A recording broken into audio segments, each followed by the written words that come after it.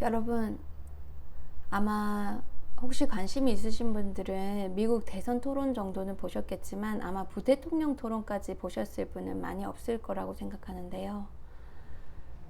물론 그 대선보다는 끼어들기나 인신 공격이 많이 줄어들긴 했지만 역시나 혹시나 했던 게 역시나였습니다.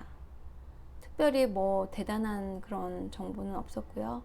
그냥 이제 누가 잘했니, 네가 잘했니, 내가 잘할 거니, 내가 잘했니, 너가 잘했니, 다 이런 내용이었는데요.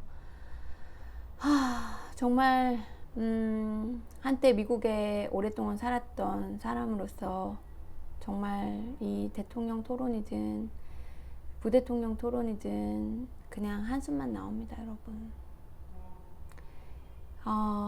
근데 참 신기한 거는 이 미국과 한국이 별다르게 다르지 않다는 겁니다. 그래서 제가 곰곰이 항상 이제 생각을 했어요. 왜 어떤 나라들은 굉장히 정치적으로 발전이 돼 있고 선진 정치화 돼 있고 어떤 나라들은 시간이 지날수록 더 악화되는가. 제가 며칠 전에 그 화요일마다 가는 정치 아카데미에서 한 법학 교수님이 이런 말씀을 하시더라고요. 젊은이들이 정치에 참여하지 않는 나라는, 만약에 젊은이들이 정치에 참여하지 않는다면 악마한테 지배를 당할 것이다 라는 표현을 썼어요.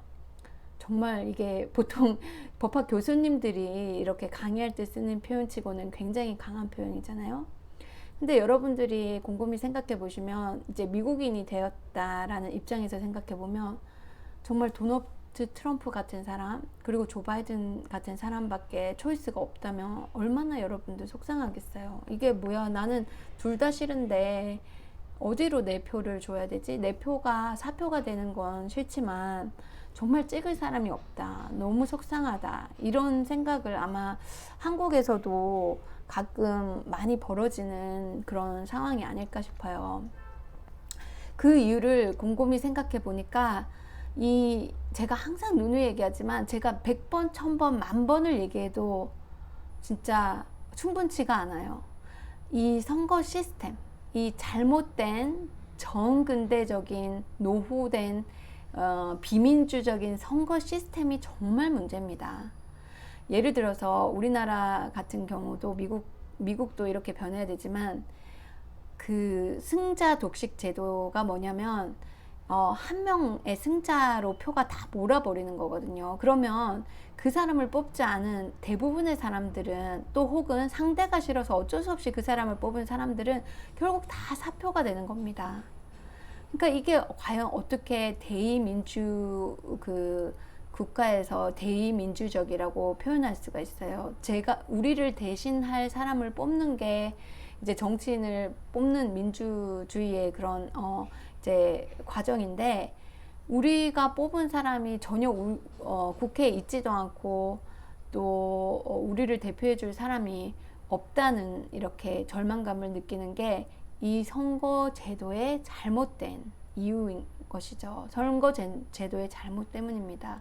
그래서 여러분들이 그러면 과연 정치 선진국들이나 민주국가가 잘 이루어진 나라들은 그러면 이 승자 독식 제도, 영어로는 winner take it all, plurality system 이런 거 말고 그 뭘 택하고 있냐, 이걸 여러분들이 잘 아셔야 되는데 이건 엄청나게 어려운 문제는 아닙니다.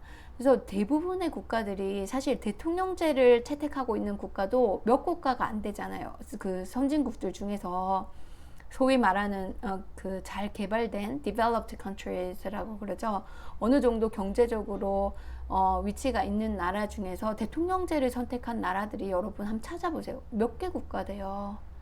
우리나라가 미국을 따라서, 미국이 이제 대통령제를 만들었고 우리가 미국을 따라서 대통령제를 채택했는데, 대부분의 국가들은 parliamentary system, 그 의원 내각제잖아요. 그쵸? 이제 그것도 사실 우리가 의원 내각제로의 개헌도 예전에 잠깐씩 있었지만 그 개헌도 꼭 이제 진지하게 토론을 해봐야 되고요. 많은 전문가들이 그런 의원 내각제가 대통령제보다는 훨씬 더 민주적이고, 대통령제는 잘못되면 독재 정치, 그리고 대통령이 너무 지나치게 많은 권한을 가질 수 있기 때문에 대통령제로 정말 정치 선진화가 된 나라가 거의 전무할 정도로 지금 미국이나 한국이 이렇게 정치 후진화해서 면치 못하고 있잖아요. 그러니까 그런 부분을 우리가 꼭 이 제도에 뭔가 문제도 있지 않느냐라는 거를 꼭 생각을 해봐야 될 것 같고요. 그리고 이제 제가 말씀드린 선거제도는 승자 독식제의 반면에 이제 비례대표제, 여러분들 좀 들어보셨을 거예요. 작년, 재작년 때 뭐 비례대표제, 준연동형 비례대표제. 근데 이런 준연동형 비례대표제는 우리나라에서 만들어진 건데, 이거는 기득권 정당을 유지하기 위해서 겨우겨우 기득권 정당과 타협한 그런 좀 약간 정상적이지 않은 형태고요. 제가 생각하는 정상적인 형태는 스웨덴식 그냥 100% 비례대표제. 우리같이 작은 나라, 작은 국가는 스웨덴식의 100% 비례대표제가 가장 적합하다고 저는 생각합니다. 이제 독일 같은 경우는 연동형 비례대표제라 그래서 반은 이제 그 지역에서 이제 그 지역 선거구고요. 반은 비례대표제라고 합니다. 이제 그걸 우리가 연동형 비례대표제로 하려고 하다가 이제 기득권 정당의 반대에 부딪혀서 그러면 아주 일부만 비례대표제로 하자. 원래 반까지는 아니더라도. 그래서 준연동형이라는 걸 했는데도 그것도 기득권 정당들이 결국은 반대해서 위성 정당 두 개를 각각 큰 정당에서 만들므로 인해서 완전히 거의 실패나 다름없이 됐다고 합니다.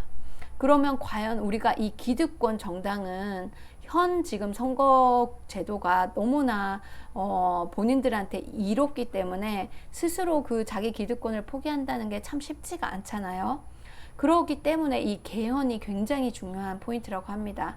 개헌이 87년도에 마지막으로 되고 지금까지 그 구닥다리 헌법이 지금까지 쓰여지고 있고 변하지 않은 이유가 이 그 법학 교수님에 의하면 기득권 정당의 그러한 반대 때문에 본인들의 기득권을 포기하고 싶지 않고 선거 제도를 바꾸고 싶지 않기 때문에 그래서 개헌조차도 되고 있지 않은 상황이고, 그러다 보니까 gridlock, 영어로는 gridlock이죠.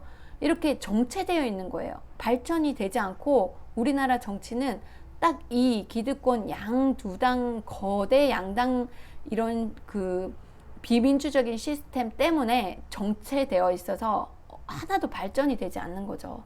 그래서 여러분들 보시면 이 정권이 저쪽으로 넘어가든 이쪽으로 넘어가든 거대 양당에서 여러 번 넘어갔는데도 왜 나라가 발전되지 않고 정치는 하나도 선진화되지 않는다는 게 바로 그 이유 때문입니다.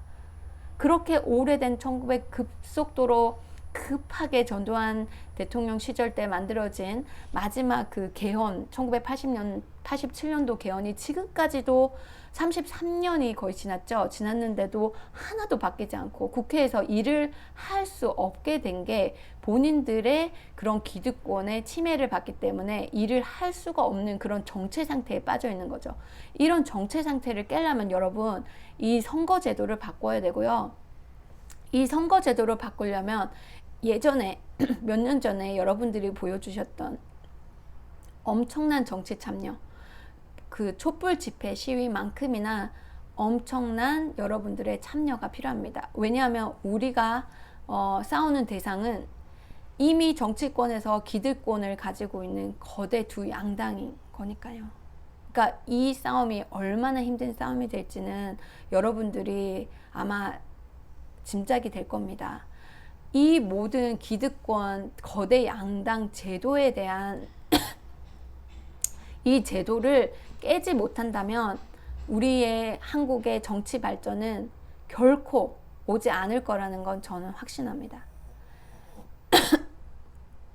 제가 하는 이 발언이 죄송합니다.